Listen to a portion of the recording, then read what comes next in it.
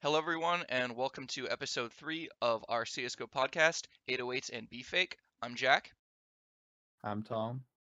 and today we are going to talk about a lot of roster moves and actual land shit, which is amazing.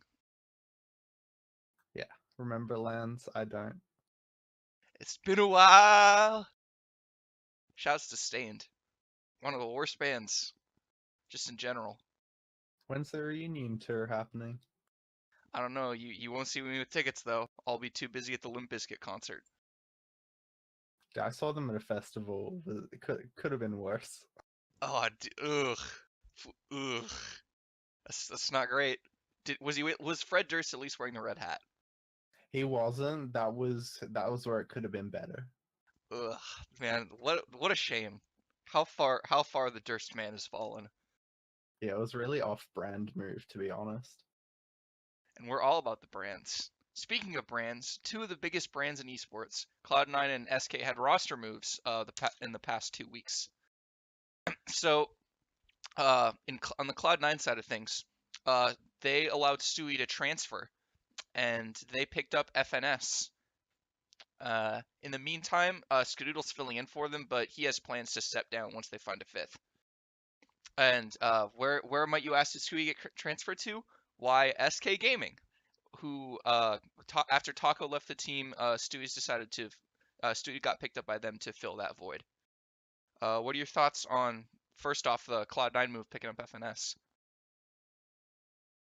I think in terms of what Cloud9 did, it was the strangest part to me in general with Cloud9 is that like Skadoodle's been through a lot of ups and downs, mainly downs personally, but like ups and downs in terms of the team and a lot of shit. And they just win the major and they have a couple rough tournaments. And this is where he doesn't just go, all right, I'm gonna step down. Like he goes like I'm going inactive. Like he's not going to play. Like we might not after they find their fifth, we might not see him play again, which is really weird. Like Also, I not really a bad thing to be honest.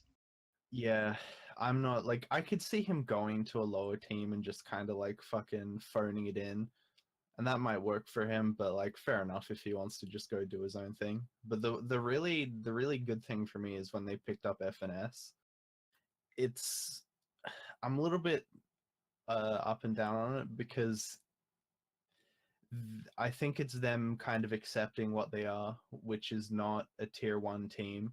They're like a pretty good team, top 10, who are gonna be a good upset, like challenge for tournaments, but not be necessarily the tier one. And they're doing what I think a lot of teams should do, which is go for an in-game leader, go for structure, as opposed to just who's the best NA player we can sign right now. Yeah, I think FNS is going to give them a lot of consistency, especially in terms of like tactics. He's going to give them a structure. In fact, uh, you and I were watching it was online, but we were watching the SK Cloud9 match, and with like 2 days with FNS, they looked actually probably a bit more because they probably knew that this move was coming, so they practiced with him some. But they looked they had some really cool like flash setups and stuff that I assume FNS probably like forced them to do. So Yeah, there was one round where they I don't know if it was this part of it seems like it was a good move, so I attribute it to FNS. But it was also a bit wild, so I kind of attribute it to maybe Tarek.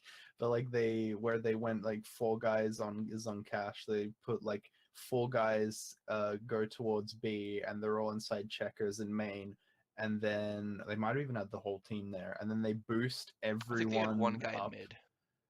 Yeah, that might be true. Yeah, and then they make a ton of presents, get the rotates, boost everyone through the vent, and then walk over to A. And just like they had a lot of cool mid round decisions like that. Yeah, I think that if they can find the right opper, like they could build a really nice structure because they've got outside of FNS, they've got some really skilled players who can fit roles too. Because you can have Tarek and Rush on entry, you can have automatic as like your stable like Valde type star, and then if you can have an op player who can like actually make plays instead of Skadoodle who need to be babysat like 24/7, You can actually have a pretty fun team. Yeah, the fifth player thing seems a bit weird the way they're doing it, because the way I'm assuming it's going is because it's taking so long, I think, and with the different murmurs and news and stuff that's come out, it looks like JDM's kind of their placeholder, but I think they're delaying because they're maybe looking at Cirque. There's also people saying Nifty maybe, and there's like a very, very loose rumor that they're going for Yugi, because there was some like weird thread I saw where people were saying it was Cirque because he followed that Bryce Blum esports lawyer, and that was like indicative of him trying to get out of his contract, which might be a bit of a stretch, but I I can't imagine it's that hard to fucking sign JDM to Cloud9. Like it can't be taking this long. So I assume they're gonna grab JDM, and if they can't get Cirque or one of these other guys, which I'm pretty happy with. Like I think JDM doesn't have as high of a ceiling as Skadoodle, but he's always been like really solid. FNS is the guy who got the best out of him in the past, as well as like you're saying, like Skadoodle kind of needs to be babysat. Like he kind of needs to be monitored all the time by the in-game leader. He doesn't. He just wants to. If you don't tell him what to do, he'll just sit in the corner and then do whatever, which kind of doesn't make sense in Cloud9 because they are a very dynamic team with a lot of guys just making plays and expressing themselves. Whereas Scar's just like, yeah, I'll just sit archers again. That's why Like or after watching one whole highlight video of Cirque, I kind of hope they pick up Cirque because I think he's a really really exciting player and he also has he's good so good. rifles. So and I know Cloud9's probably gonna want to run some 5 rifle strats just to take advantage of like that natural aggression that their players have. Yeah, Cirque for me would be such a. It sucks for NRG because I like that team a lot. They're really interesting, but yeah, Cirque would be a huge pickup for them. If they can't get, yeah, I like in terms of ranking them, I want them to take Cirque first. Second, I'd go for Nifty, and then if not JDM, because I don't really think the Yugi rumors are true. But yeah, I'd really like them to get any one of these guys. But even if it is JDM, I think that's a good pickup. All right, do you want to move on to SK then? Yeah. All right, I'm not really a fan of SK picking up Stewie. Yeah, no, me neither. I don't really think it makes them like better in any tangible way. Like we talked about this last podcast, but we don't see how Stewie's gonna fit on this team outside of just like making them more skilled in general. Yeah, I think I said last time, it's a bit. It seems like they're flip flopping a bit because they had the Phelps thing, and they're like, no, we need more structure and more role guys, and they cut him for bolts, and then they cut Taco, their long-standing role guy, for Stewie. So they're going back to this because Stewie and Phelps are fairly similar players, and part of me is like, why didn't they just try Phelps again? Because I feel like that would have been less of a risk, and Especially they have to make it work with Phelps eventually because he's going to be the best Brazilian player eventually. especially since you're gonna sacrifice a ton of that like chemistry you had with the language barrier. Like you're Yeah. gonna have to make everyone call in English now. And that Phelps SK team was actually pretty fucking good. They pretty much cut him because the Krakow major didn't go that well for them. Like they weren't looking like they were looking fucking nuts. Like so many people had them down to Yeah, like win that major. we They're thought they like were the gonna win that big major. favorite. Well, at least I I know, did. dude. You thought Astralis was gonna win. Yeah, that one that is probably hurts the most because It didn't happen yeah, though, so I we're good. predicted them to be like they're gonna come back after their time off. They're gonna figure out a way to beat SK and they're gonna win the major. They got halfway there. It's only half right. But like I don't think there's gonna be much to discuss. Like we can see how this plays out, but I don't really see that this roster move making SK better. Like I think it makes them. I think they lose a lot to get like diminishing returns from Stewie's aggressiveness. I think they could have even tried some of the guys coming up. Like TRK's had some good games recently. A couple of the other Brazilian young players could have had a chance. But I think the most interesting thing is what they do with the roles, because he does seem to be a lot like Phelps in what he's doing in that team. Because I've seen a lot of the stuff that I remember from that Fur and Phelps kind of chemistry, where they would have those two guys work a certain part of the map, particularly mid, and I'm seeing directly like Stewie and Fur doing that now. And Have then they played any Mirage? Because like they used to boost mid into window all the time with Phelps. yeah, that I've seen them do it on Cash a lot with those two, and that's a good idea because you got two guys who can really play make, but it's sort of can they do it together? Whereas they're both used to kind of playing on their own a fair bit. So can they still have that same magic when they're going as a duo? But fuck knows. But I think the interesting is what they do with the roles, because Bolts is obviously going to take up the Taco role. I don't know what they're going to do with Fallen. Like we've said in the past that Fallen has sort of fallen off a bit and he needs to figure out what he's going to do. But I think the super interesting one is what happens to Cold Zera, because he's I guess bolts to some degree, but he's not got that guy anymore who's going to tee him up for everything. Like I guess like a Jordan doesn't have his Pippin. Yeah, except Taco was like nowhere near as good as Scottie Pippen. Yeah, it's like if Pippin's role, like he wasn't really good at basketball, he just had Michael Jordan riding around on his shoulders doing sick dunks. Man, that would have been a sight to see. It would have been a better team. Don't at me. That's true. 95, 96 Bulls, whack. Even though they beat my basketball boys in the finals. My basketball boys that don't exist. All right, peace. It's okay. I dedicated. You still got the Sounders though, so you're good. Fuck you, dude. I don't give a shit. Think I give a flying fuck about MLS soccer? You're goddamn wrong. I All don't right. know, just saw those documentaries about how passionate the fans are. Just don't look at the pitch. Just don't. Never. Yeah, just don't look at the pitch because it's meant for the real sport that's meant to be played there. All right. Let's move on to NaVi. Man, that's some interesting takes from NaVi as to how they think that they can treat their players. Some interesting takes. Yeah, to sort of lay it out with what happened. So this is according to DK's article, uh, where so Immortals are going to acquire that SK Gaming lineup, and they're sort of making moves right now. So I'm assuming that Fallen was whispering into their ear on what they wanted and what to do here. And so like Immortals offered like 500,000 to Simple's buyout and 250,000 for Flamey, who doesn't have a buyout. And then Immortals also apparently put another 100,000 on top for 850k total to Navi for both those players, which is a very generous offering. And then Navi come back and they're like, nah, how about you throw another 350,000 on top of that? And Immortals were just like, fuck off. And then Immortals came back and tried to purchase Simple's contract on his own because he had expressed that he was willing to join them.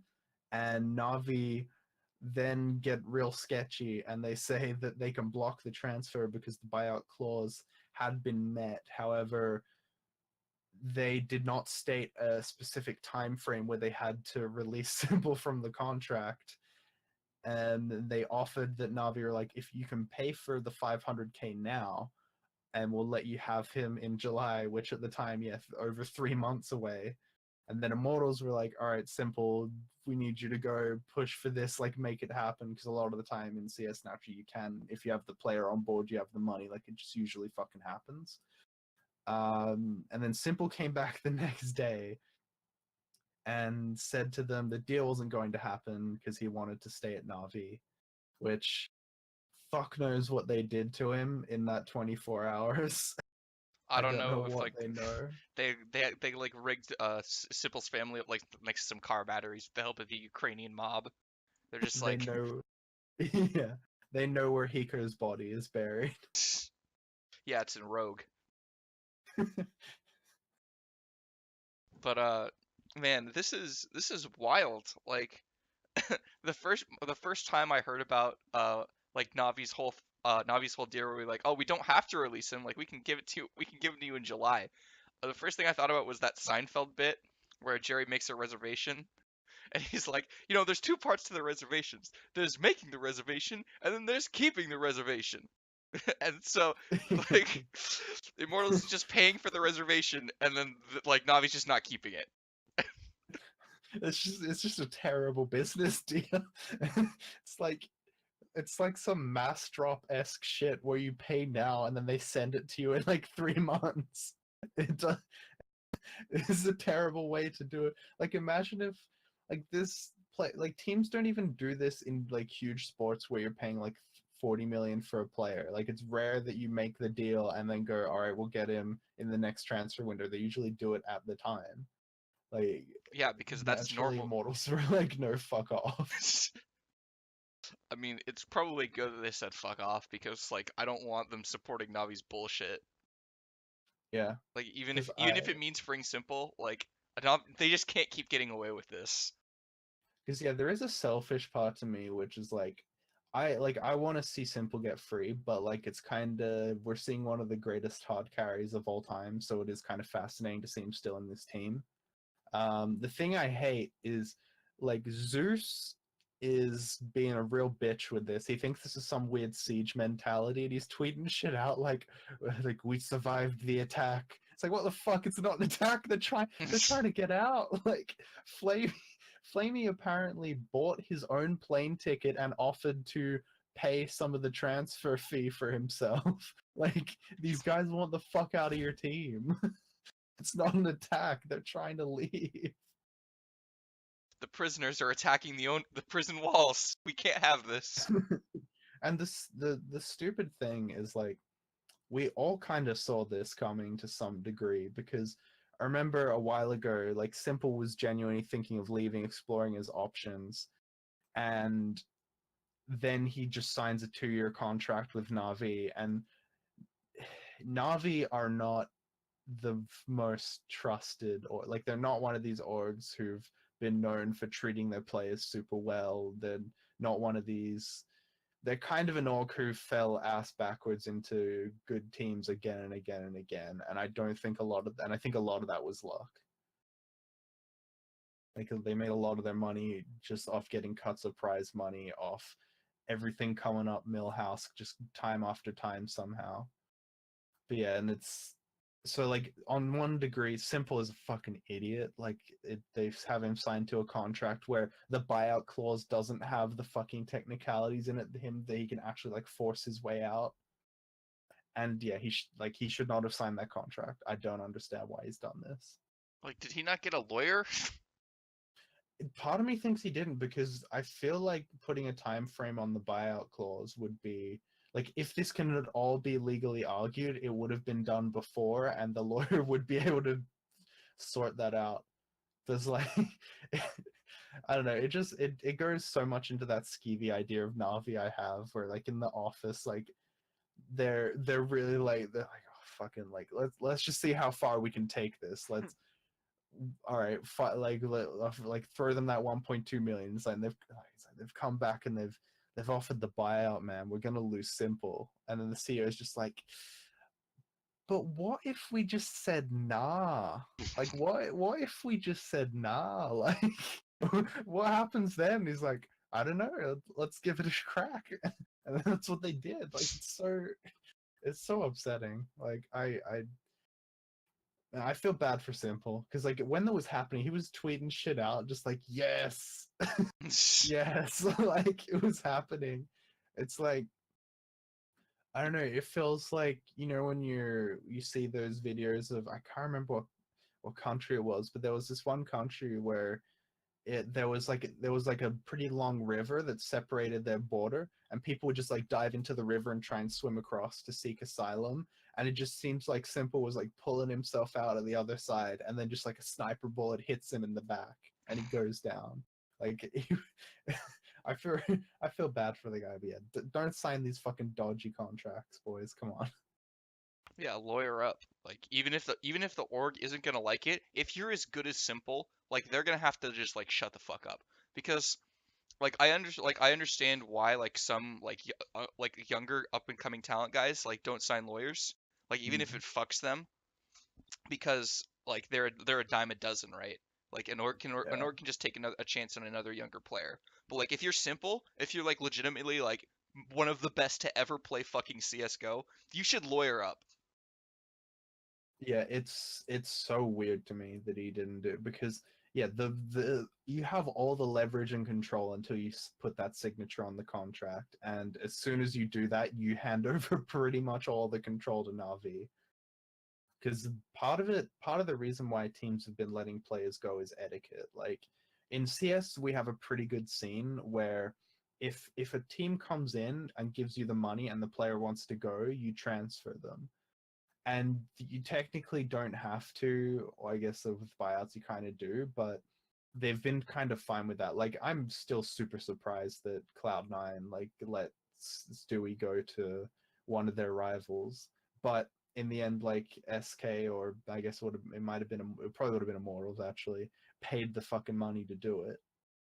So they just like, all right, he wants to go, the money's there, let's let him go. I guess Navi just aren't a bunch of nice guys like Jack.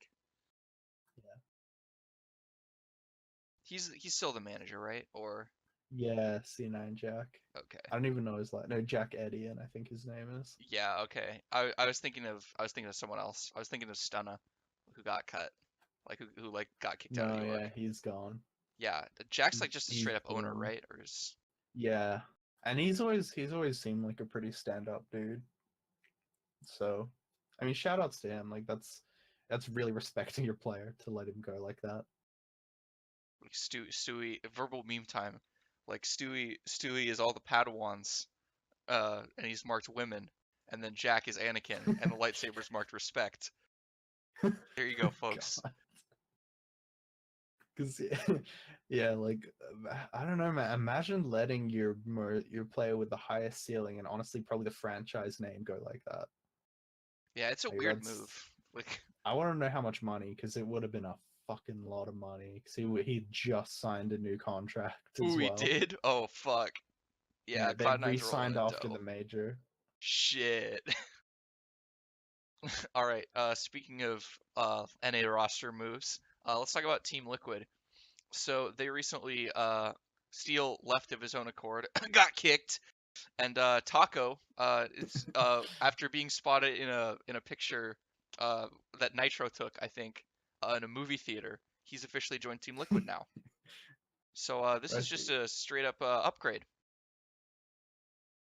yeah, I think it was yeah, it was like double lift or something. Oh yeah, Took it was like a double picture, lift. yeah, a selfie of like the Team Liquid fam out at the movies, and like Tucker's just in the background. He's, I mean, Be to be like, yeah, fair, like well he is played, wearing like mate. sunglasses. Like he's trying his best.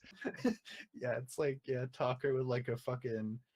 If he took the beanie off, it would have been less conspicuous. Like he's not that far away from putting on just like a fake mustache and shit. But We should have just wrapped his face up like Elephant Man. Then they never would have been able to tell.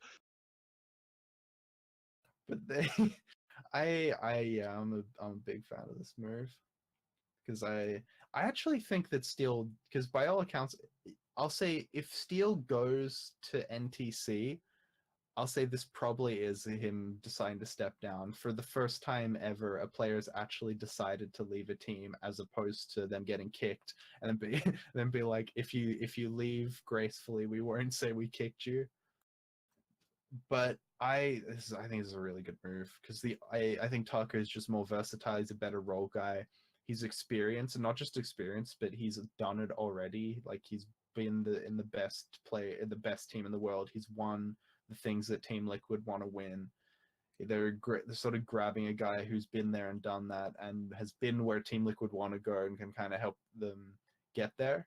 As well as you can argue, I'd say that Steel is a better fragger to some degree, but I think Tucker's a more well-rounded guy in terms of what he can do. And you're not you grab like you unless he's a bad fragger, it's not really an issue.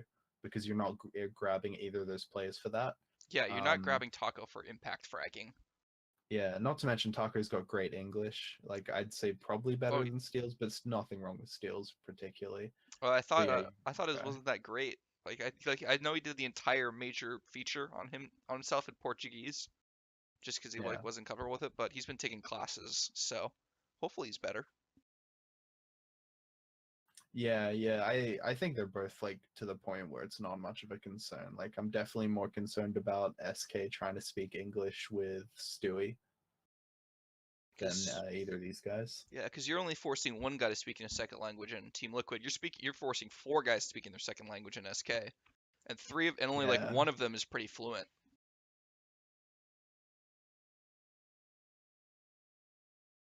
But that's kind of it for Team Liquid, right? Like they just got better. That's pretty much it. They just got a bit better. Like it is a bit concerning that they're constantly doing these moves. Like you want to have a bit of stability, but if it was actually him stepping down, you didn't really have a choice. But yeah, that was just a good opportunity because that's just a really fucking good team now.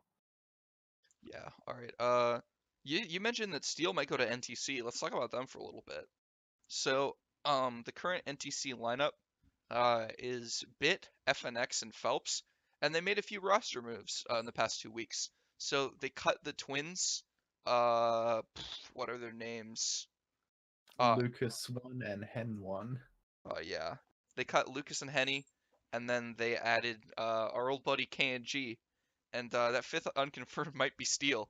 I think that's kind of weird, considering that like KNG kind of left him out to fucking dry in that Immortals team. But like, if you can, like this team might be decent. So like, if you're Steel, you might as well take the shot here. Yeah, I would take this if I was Steel. Like this is you get to play with it would be probably a bit fucking awkward going to play with KNG again. But I would take this cuz yeah, if you want to most of the time players want to go play with their country again 'cause a lot of the time you see the international team guys if they can get back, they do. So I'd take that if I was Steel. There is also rumors it's going to be Horvey just because they've been practicing together a little bit, but that might just be in terms of they need a fifth guy to practice, so they're using Horvey. But I like this move in the regard that it's just fucking it's so funny that the twins fucked up everything to play with KNG. Like KNG had already fucked up a bunch of stuff, and then they fucked it up even more, and we never even got to see this trio play.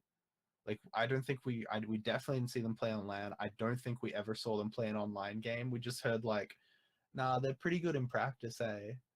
Like that's all we fucking got out of this team. Like when you look at all the stuff that all the people they fucked over in this, like Team Liquid, Immortals, 100 Thieves, SK Gaming, Noah, who runs Immortals, Bolt, Steel, nearly fucked FNS up. Like this, like these, they did so much fucking damage, and they didn't even really get anything out of it. And the worst part is like the worst defender is KNG, and he got out of it on a team. Like the twins are on a team. I can't believe this is happening. Like I can't believe he's back. this is proof there is no karma, there is no God. We are just living in like a cold, desolate, empty universe. Because on a player talent basis, this makes some sense. Because I don't like the twins at all. Like I don't No, I like them think as players. Like I think Lucas is shit, and like Henny's only good for highlight clips. Like yeah, he's not a Henny's consistent so player. inconsistent. You can't rely on him at all. I super like. I think Lucas can be at least a reasonable player, but like I don't see a huge reason to take him over some other, especially when like FNX is like a really fucking good role guy. Like I would take him over Lucas like any day. Oh yeah, Yeah. 100%. And I think KNG is like pretty overrated because the one thing about him is he's kind of like that a flat track bully where in many ways, but meaning that he kind of beats up on the weaker opponents, but he doesn't really show up particularly against the big teams in the big moments. Like World Not that he Edit. has a huge history, but yeah, he's like an angry world edit, An angry but Brazilian world at it. and this so you see it a lot in football. People say flat track bully as like an insult to like a striker, but that it doesn't really apply. It applies somewhat because you need a guy who's going to be able to go out there and beat up on the teams in a league format. But in a knockout, you're playing tournaments that are all like knockout. You don't like it's not going to be as impactful as like in other sports. So Like, yeah, you'll you just go out in quarters. Is basically it. yeah, it's a bit of a concern there. But you can see that the overall talent's there, and so it's not the worst thing. But this lineup's really fucking good because you've got like Bit, who's like pretty well rated, well seasoned IGL from the past. Like I said, FNX solid as fuck. Really like FNX. Like Phelps is fucking, like I said, future of Brazilian CS. KNG's got the talent. But as soon as you step outside of the actual players and the talent, that's where you get the problems. Like KNG has apparently had visa issues in the past for many rumored reasons that we don't know yet. And all in all, like it's going to be PR hell. Like, because you can't guarantee he's not going to fuck up again because he just keeps fucking up and refusing to apologize for it. That's the best part. The refusal to apologize. Like it's one thing to like do something about it, but it's like so much easier to just like apologize than keep doing it. He won't even take that step. That's the best part. Yeah, that's the worst part about this, honestly, is that he'll do fucked up things and be like, and he'll put out his like sort of apology and then be like, I am not saying sorry. It was FNS's fault. FNS did this. It's like, oh my god. And like, here's the thing, even if you're not sorry, say that you're sorry because this is your fucking job and you don't get to be a pro forever. Like, just fucking sometimes you have to just pretend that you're sorry so that you can keep doing this. Like Jesus Christ, dude. Fake it till you make it. Yeah, this I don't know. I feel like this team's gonna eventually blow up. Like you're going to have to like whatever org, like maybe they stay on NTC, but whatever org takes this, they're gonna have to fucking cut KNG at some point. We also have the danger of I hope they're all single because FNX is on the prowl. Yeah, that's true. You Those don't. jawbones won't quit. Yeah. Ooh. Yeah. Very defined. All right. Let's switch gears to FaZe here. So FaZe have decided to bench Olofmeister to deal with quote unquote personal issues, and Xizt has joined them as a temporary fifth. Like this is a really weird situation. I don't really know what Xizt's future is in this team. Hopefully not long, because I don't really think Xizt is like a top tier player, especially not on a team that should be contending for world number one. But Hmm. this Olof move is really interesting. Like the personal issues haven't been defined. We don't know if it's fighting with the team. We don't know if it's something in his family. We just don't. We also don't know if it's like him like losing motivation after all these like heartbreaking, crushing losses. But like, what Yeah. do you make of this? Yeah, it's so many fucking players. Like every time a player, that's the other thing. It's either I've decided. It's usually when you get kicked, you say I've decided to step down, or for personal issues, I'm gonna take a break, and then the team goes on without you, or that sort of thing. Because Xizt is such a bizarre pickup for this team, I'm thinking that it might actually be personal issues, and he might be coming back because they aren't the sort of team who's got to go out there and be like, oh, who's the best free agent right now? They have the money. Like, if Olof was really going, they would be able to go out and buy someone big. I hate this move in terms of who they picked up, but I think in terms of if they had to cut someone, potentially it would have to probably be Olof because the other, like, you can't, like, Nico and Guardian are safe on this team. Rain brings you everything and more than Olof does right now. Like Olof is playing that supportive role most of the time, and that's just not. It's not really what he's built to do. And it's cool to have a support who's got that much talent, but it's not great. Like I think you've either got to cut Olof or you've got to cut Carrigan and go dicks out for superstars. And yeah, you can't touch the other guys.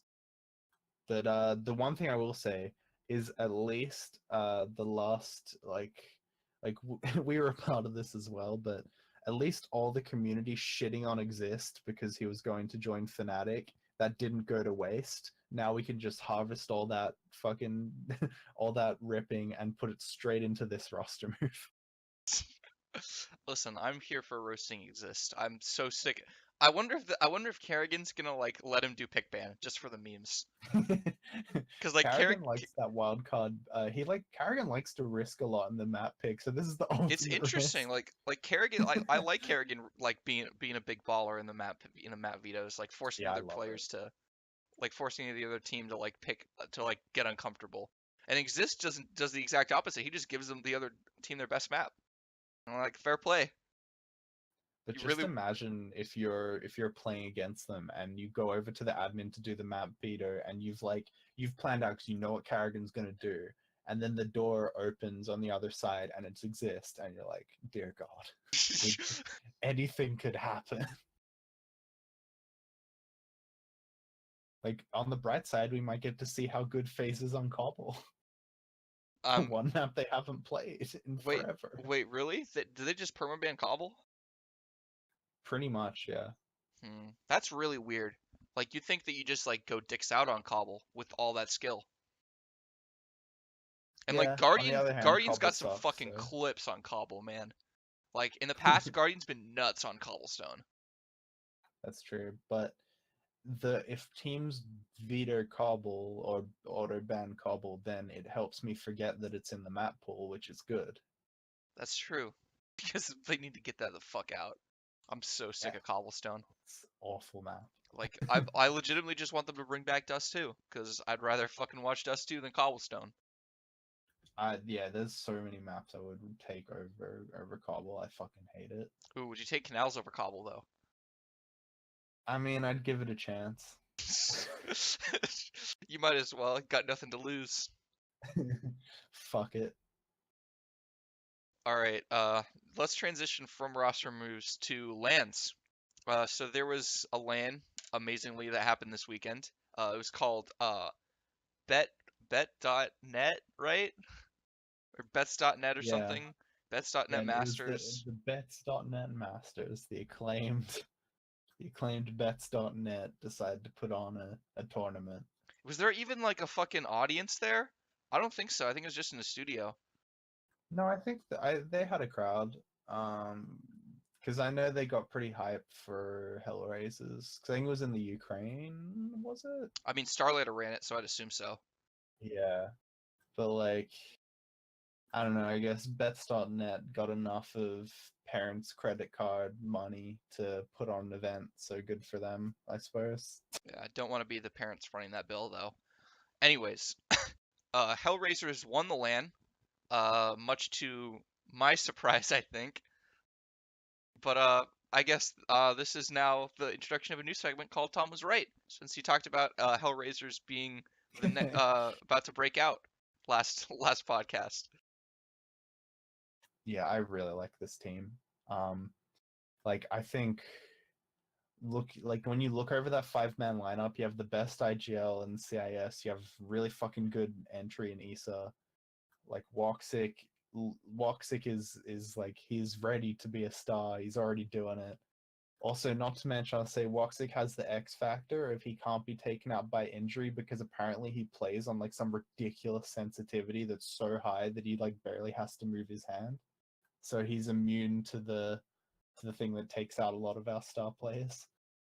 No Uh, wrist issues. yeah, Bondic was quite good at this line as well. I liked him as well. We'll get on to the Deadfox discussion later, but that final was great. Yeah, Like I know that I you're had a a big lot of fan fun of that watching that final. final, especially that map three. Uh, I kind of want to go map by map for this Yeah. final. The three maps in the grand finals, because to be honest, like not very many of the other teams at that event besides Hellraisers and North were very appealing to watch. So Mm. I know I just watched the final. I think you watched the upper bracket final where North and Hellraisers played as well. I watched through most of the big games. The main two that struck like kind of were the final, and then the lower bracket final. Because like before that, it was Virtus Pro and Gambit got. Virtus Pro lost 2 best of 3s to Fragsters, then Gambit lost 1, and both those teams are just fucked. Like Gambit are a mess. Like they just look lost. Like VP are fucked. Like Mihu was actually like super bad at this LAN. Like Pasha went ham, but like Mihu after like following up a really good LAN was just terrible. But the one who started like Fragsters, still beating Virtus Pro and Gambit as a bunch of really young players is still really hard, and they definitely like put in a fight against North. Um, the thing I'd say about Frags, I think I tweeted this, was that like Fragsters are what all those fucking NA fanboys thought Rise Nation were, which is like a bunch of like pretty good young talent with quite good structure and quite good strats, like more so than you'd expect for a team of that sort. I think in terms of that team, like they all kind of had their moments over the tournament, but like that guy, his name's a bit weird. I don't. It's spelled like Stavin, but it's like Stown. They pronounce it. But that dude looked really promising, and he's like 16. Like he's probably the guy who gets harvested from that team and stuck into something else. All right, let's talk about the final then. So the Yeah. first map, Cash. Um, I think that North should have won this game just straight up because you had the two biggest win conditions for you. You had Kirby and Valde going off. Like Kirby was a monster on the CT half. He was hitting sprays in the CT half to show you how hot he was. Like Kirby was a monster on A site. Valde had his moments on the CT side too, but where North really fell apart was the T side. MSL looked Mm. lost calling. Like there were 2 rounds at least where like they just like ran out of time and just like ran onto a site and got shut down. It was really embarrassing. And I know MSL hates cash, but like your star players are putting you in a position to win, and I think you have to capitalize on that. Yeah, North. I don't know. North just still looks so shaky. Like there's really promising parts, and like yeah, I agree. Yeah, Kirby and Valde look like they're really fucking good. They those are the 2 parts of that team that work. You just have to figure out the rest. Mertz, I'm not sold on yet. Like I think he's talented, but He was good again, on like when Inferno, but like when the that's other about it. option is Yugi, you have to be really fucking good in Mertz's position. MSL, like he's not going to do much, but I think he's still a pretty fucking good in-game leader. But you're right, he did not look good on this map. I think the big issue for North is still like figuring out AZ. Like I don't know what the fuck his role is. But yeah, on Cash, like they absolutely should have won that. Like if they were just not incompetent on the T side, they would have won. And it was weird because MSL, in terms of him hating Cash, the big thing he always talked about is how much he hates the CT side, and he feels like the options are somewhat limited or too risky or something like that. And yeah, like the CT side, it wasn't perfect, but it was pretty fucking good from North. Like their rotations in particular, what stood out to me, because that's like a lot of the times they really nailed that shit, and that's one of the hardest things about Cash. Another thing that really impressed me on specifically Cash, Issa on the CT side, like he and Mm. Angel were just locking down A site every time that North tried to hit it. And like I, as someone who'd never seen Issa before, I was pleasantly surprised. I think Issa impressed me a lot on CT side on both the maps they won. Yeah, that dude, that's really because a lot of the time I feel like you see these young talents in who brought in as entry fraggers, they shine as entry, and then they just kind of part of the scenery for the rest of the match. But yeah, this guy looks like a really fucking good soldier, and I like that pairing a lot. Where just him with Angel, because yeah, Angel's a pretty okay like fragging game leader, but when you compare him up with a guy who's going to hit all the shots and Angel just sets him up, that's like a really good. That's a really good way to run a site. And then the last part that we have to talk about is the man at the top of the scoreboard for Hellraisers, motherfucking Deadfox. Oh man, there were I saw him get okay, so I think he got like 26 kills that game. At Yeah. least 10 of those had zero impact in the entire fucking game. Like he had 2 4-man spray downs on eco rounds. And like we talk like players certain players get talked a lot of shit on for just like only getting eco frags, but like Dead Fox is the epitome of that, man. Like the only impactful round he had on Cash was there was this one B hit that that fucking North tried to hit, and he just like dropped down at a vent, and just got 2 players and got 2 kills and won them the round. Yeah, the thing about Deadfox, like this was his career game. Like this was his He was better on like Inferno to this was me. his Like he was fucking nuts on that overtime. He made all the plays that he needed. yeah. Oh, I mean this best of three. Like they were Serious. this was his career game, and I think he had like 2 okay maps and 1 like pretty good map. And this was like, and he wasn't good for the rest of this tournament or the last tournament. Like I need people like I don't want people to be like, oh maybe he's coming back. Like no, he's not. It's like it's over. Like let him like this guy needs to go because the one thing I will say is that sometimes it is your experienced guys who turn up in the finals because for like Issa and Woxic and maybe or Bondic, no actually Bondic I think's been in one before, but this is pretty much their first final. So a lot of the time they are going to have some issues getting through the whole thing. So Deadfox is like is it, in terms of a guy having the game of his career, he was even shit at that. And the more they get experience, the less they're gonna need him. Like for me, this is maybe the most slam dunk roster move in the scene is get rid of Deadfox, and you instantly get a better team.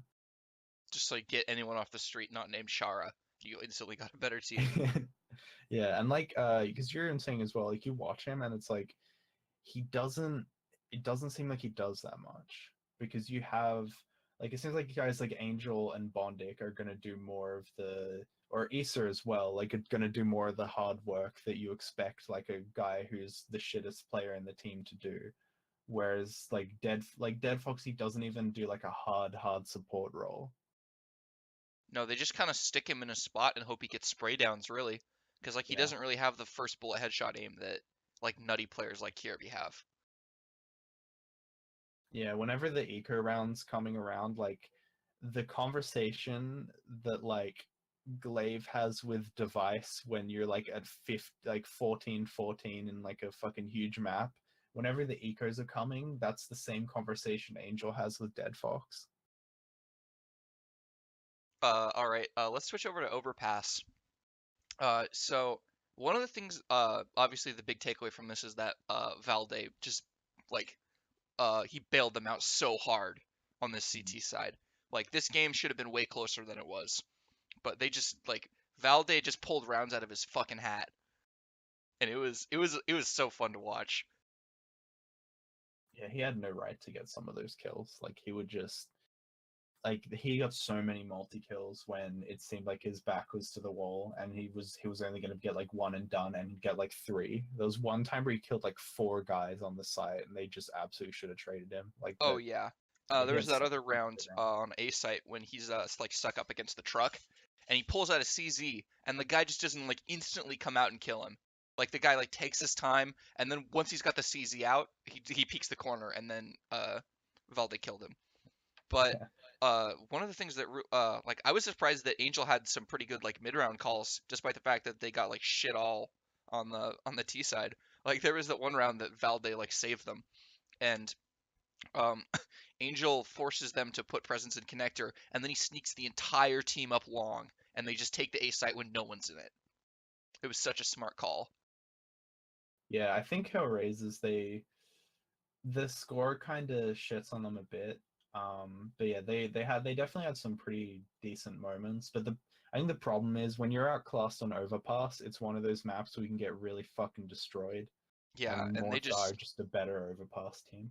yeah, and then after Valde got them through the CT half, like everyone else showed up on the T half, and there was some pretty even fragging. Yeah. And there was like just all the big moments seemed to go the way of North. Like that clutch Kirby had to win the map was fucking nuts. Yeah. And All right. they were just in the zone. Like nothing really. Like Hellraisers were never gonna win that, but especially because of the form of those players. Yeah. And then the final map was Inferno. I thought they looked. I thought that like aside from like the 3 rounds they got towards the end, they looked really North looked really lost on the T side. I think that falls a lot on MSL. I just don't think that they know how to play that map right now. Yeah, I think part of it can be that they're a new team, but they did not look very good at all. And Yeah, it was kind of more the same that we saw in Cash, where it's like their CT side looked quite solid, but then their T side was just absolutely toothless at times. Oh no, I think they should have won this map too.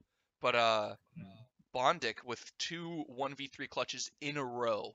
Like that was ridiculous.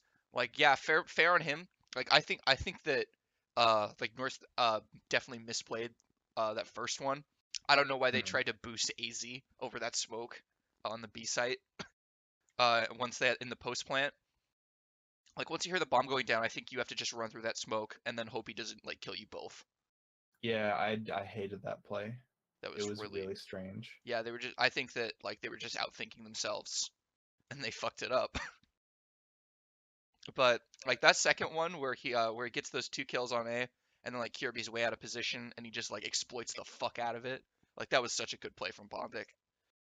The one where he kills Kirby though, like it's so lucky because he ends up on that clutch. He ends up on 1 HP after one of the fights, and he sits new box, and Kirby tries to throw the Molotov new box, which is a pretty hard one.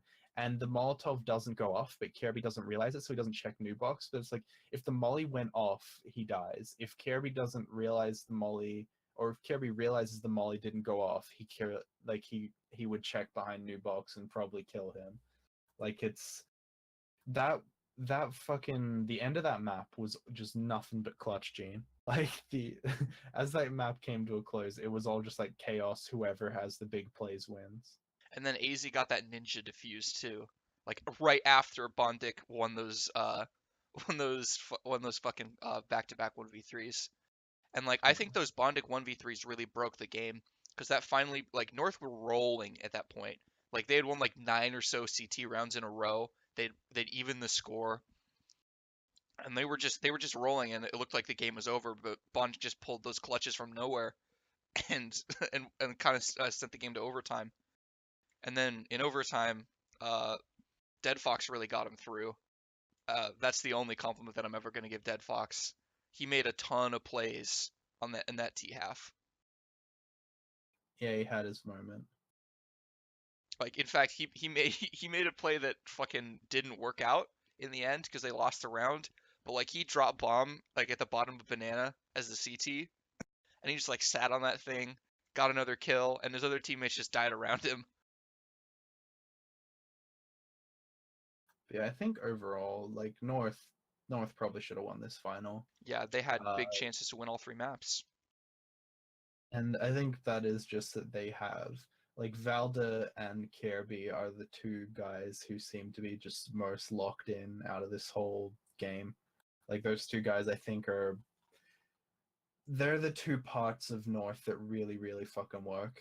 And Hellraisers, I think their issue again is I think they're again one roster move from getting it all together. And yeah, they're also really new, so I I kind of give players a pass in their first final if they're new and they're not getting it. But I mean, still won, so guess they Still don't need it. counts.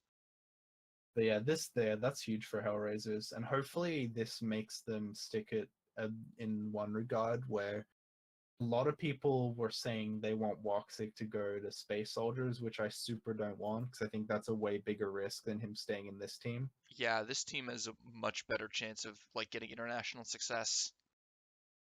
Yeah, I think going to Hellraisers would be a big mistake. You mean Space Soldiers? Oh yeah, Space Soldiers. Yeah, like I think that is that team. They're like they need an opera, and he's a good opera, but apparently he doesn't get on with a lot of players in that team, so likely won't happen. Well, I mean, I kind of want to keep watching this Hellraisers lineup because like Woxic was only really good on Inferno. Like I want to Yeah, see a and final where he just like goes the fuck off the entire time. because it was a bit strange, because yeah, usually that team is all about getting hard carried by those Woxic, and then Issa is the second. At least they still got it done. All right, let's get into our final land segment about DreamHack Marseille. It's actually going to be a big land, big boy land. Got all the big boys there. Yeah, this This one's looking really good. It's just been so long since we've seen all the tier one teams. It seems like at one LAN, and even looking over it, it looks like there's a really good chance we get the matchups we want because the groups, all four groups, are really balanced. There's not really a group of death or a group of life or whatever. Group B to some degree is like a bit easy, but just because like Valiance or Valiance or whatever had to go into one, like they're definitely the worst team there, and they had to end up in one of the groups. But yeah, this is what we were talking about last episode, where it's like some team can really assert themselves in this environment we have where the tier one is kind of messy. And some team can really come and be like, all right, like I'm gonna win this tournament and like turn this into something. And what do you think that team's gonna be, Tom? Because I know what my pick for this event is. Yeah, I think we're both just gonna be like dicks out, Astralis, let's go. Yeah, it's Astralis or Bust Bitch is written on the Google Doc, so that's what we're going with.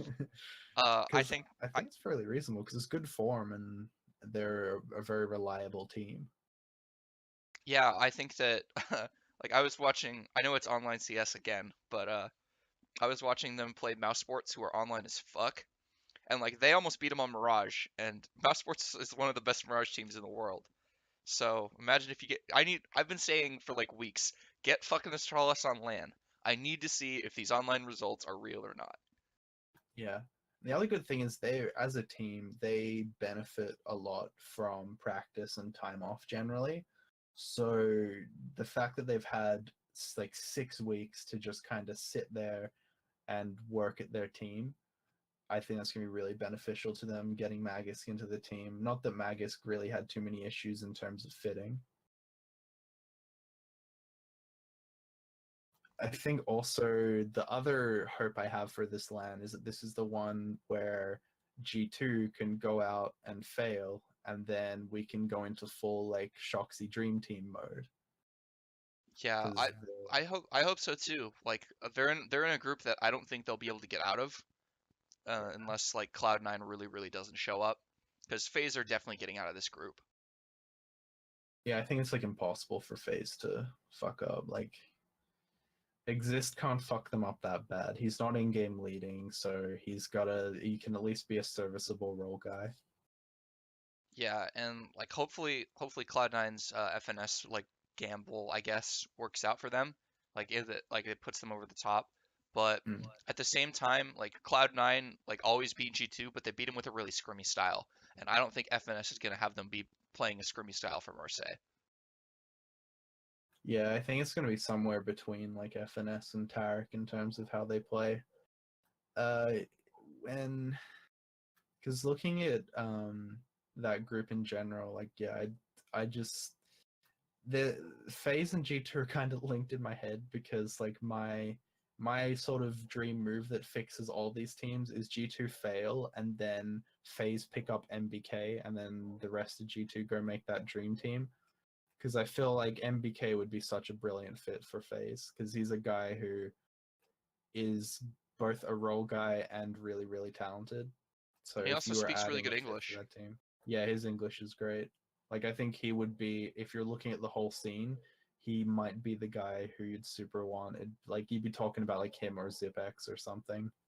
Because you Uh, want like a guy who can have the big plays but is just really talented overall. yeah, fuck taking Zipix though. My boy needs to stay in Astralis. Yeah, because at this point, ZipX is unattainable, and I think MBK is probably unattainable unless G2 fail. Because I don't think MBK is going to go to MV. So But like we're like they're on. I think Astralis and FaZe are probably gonna be on opposite sides of the bracket, depending on if this is a fucking random draw or not. yeah, I hope it is. Like I hope it's not. Like I hope they just like feed the groups directly in. But yeah, I've because I looked at the Liquipedia page and they didn't really seem to say if it's gonna be like A1 versus B2 or whatever. But yeah, I because it's one of those ones where it's like in terms of predicting it, like all the two invited teams generally should beat the two qualifying teams because it's yeah, for all of these really.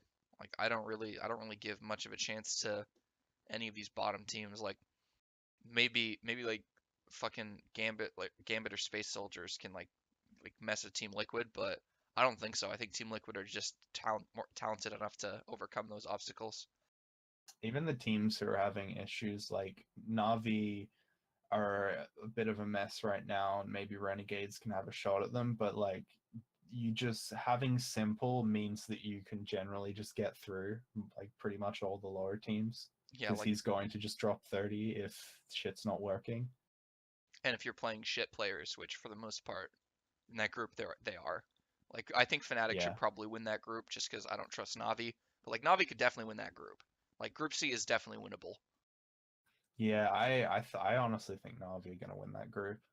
Like I believe in Simple just going ham on anyone in front of him, and he's gonna be like fucking playing with that rage inside him now. Like Like he's okay, gonna be in the studio, look over and see like he looks over and he sees the SK guys like high fiving and like playing volleyball and shit. He's like that that could could have have been been me. me.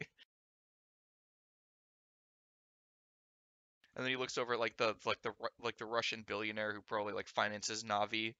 He's just like counting his fat stacks.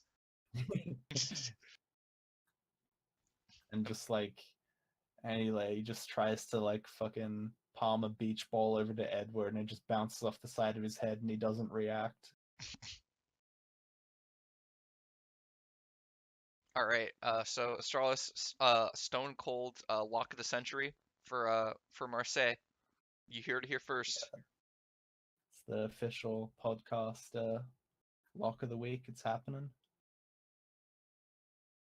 All right. Put your money on it. Let's turn to some segments. So our recurring segment, Nuts and Pugs. This is a surprise. It's us. We're Nuts and Pugs. Yeah, we back. We won one game on Inferno. That's it. That's Nuts and Pugs. Yeah, we did it. It's happening, boys. Back as Matchmake fuck. Kings. The other side note for Nuts and Pugs, Optic makes me really sad, and I don't want to watch them play online anymore. It's really not fun like having Stanislaw like call like he's happy and like give himself really easy frags and then just like leave config out to dry. It's really depressing. Yeah, I'm anti Stanislaw. And it's kind of super fucked to have a team like this because you have like what team gets a superstar like this? Like Config should not be on this fucking team. He could play for any of these top teams in terms of the talent he's got. Like why the fuck is he playing for Optic? I think this is probably gonna end up like a simple situation where he's like super duper talented and he just like has to go through elo hell to get back. Like Yeah. after I think in between like Flipside and Team Liquid, like Simple was just in a bunch of shitter teams. Mm-hmm. I think this is config stage because Optic are a shitter team. Like they've got names that you've heard of before. Like they have config, they have Cajun B, they have I think Shazam as well. And they have Stanislaw. But like fuck, they're not even building their team or it appears around config. Like they're just telling him, "Hey, get your own frags, you're good." Yeah, And Config is like excelling in spite of them. it's just not fair. I hate to see talent go to waste, and that's exactly what they're doing to config. It was like watching DeMarcus Cousins play on the Kings. Just the most incompetent fucking team. And he's out there doing his best. The crazy thing is, like, he didn't have to drop down to this team. Like, that's what's so fucking infuriating about it, is he didn't have to go to this team, and it's not like he even stayed, like, he moved to NA to play in this team. Why the fuck wouldn't he move to, like, he could go play for Mouse, like, could have, I guess he wouldn't have known, but, like, he would have been, like, at home on FaZe, like, he's definitely good enough. I don't know if I would have liked to see him on FaZe though, just because I really enjoyed watching North when he was going off and like just Mm. hard carrying them through events. And he obviously wouldn't get the chance to do that because Nico's a better player. But And in summary, save config, save simple. and that was nuts and pugs. All right, let's move on to our last segment. Please watch the podcast. This is obviously the segment where we choose hot topics and we give our even hotter takes on them. It's your turn this week for Please Watch the Podcast. What do you got? So in this one, the goal is to bring in as many new viewers as possible. So in terms of this one, I had to think like, what do we want in viewers or fans or whatever, and we seek people who are two things like passionate and numerous to support us. But how do we convince passionate and numerous people to come? Like, and I was thinking, what makes these people come to content?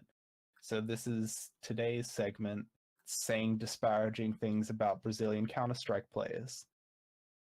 So Ooh, for one, Coldzera's tattoos may hinder his future employment opportunities. Some of SK's players are exhibiting signs of male pattern baldness. I question first commitment to Counter Strike. He's been playing a lot of PUBG. Maybe Absolutely. maybe even playing some Fortnite too. Oof, that's even worse, really. He has also made some pretty questionable hair choices. Everyone remembers that weird man bun thing. Wasn't good. Yeah, I'm Also, glad he's ditched that in to for like I prefer that. I prefer the like the My Chemical Romance Panic at the Disco like comb over where he had like super long bangs. That was a good look. yeah. Though we are saying disparaging things about Brazilians, we are willing to be stylists for them. Uh, Let's say also the bad fallen meme not that funny anymore. Like it's kind of getting a bit old. And Have people most of even made all, that? Have people even made that meme in a while? it's still happening. Like people say it all the time. Every time he Jesus. says anything kind of even a little bit mean. Come on, Like people. he was saying mean things to Xizt on stream the other day, and people are like, "Haha, bad fallen, haha." Come on, guys. Like that was funny for like a tournament. And You gotta let your know you gotta know when to let your memes die. yeah, you gotta yeah. It's at some point you gotta let it go. But most importantly, one time Brazil lost to Germany 7-1 in the World Cup final at home, and it made them very sad. That's an all time just and the worst part is like they didn't even have Neymar for that match. Like they were just it was just like the team was Neymar carrying a bunch of guys, and then once you don't have Neymar anymore, you're fucked, and you just have to like go out there and do your best against just the machine that is German soccer. Yeah, because what really killed them as well is they were missing Thiago Silva, who's like their main center back. He got suspended where in the same game where Neymar got injured, and it's like you could see that like Germany's really good, and this team's missing two of their most key players, and their other center back David Luiz is kind of a loose cannon if he's not kept in check. And it was like this might be an issue for Brazil, but yeah, no one saw this coming. Like to concede 7 goals straight. Like I Like, don't like I barely pay attention to like the World Cup, and like I heard about this, and I was just like, this is the semifinal of a World Cup, and it's not even close. yeah, this was one of the most insane things I have. This was like one of the most crazy moments in sports I've ever seen. Like this, I don't remember like feeling so strongly about a game where I didn't really have like I have fucking German heritage or whatever, but I don't feel that strongly about uh this game. But yeah, this that was wild. Like it's pretty crazy how Brazil just like destroys their local like destroys their economy to make the World Cup happen, and then they Yeah. just get dicked on their home soil, just like in the most embarrassing fashion. You hate to see it. All right, I think we're gonna call it a day there. I think this is our best podcast yet. Just don't tell them that I'm gonna say this every time. People have Each short one better memories. than the last. All right, see you guys later.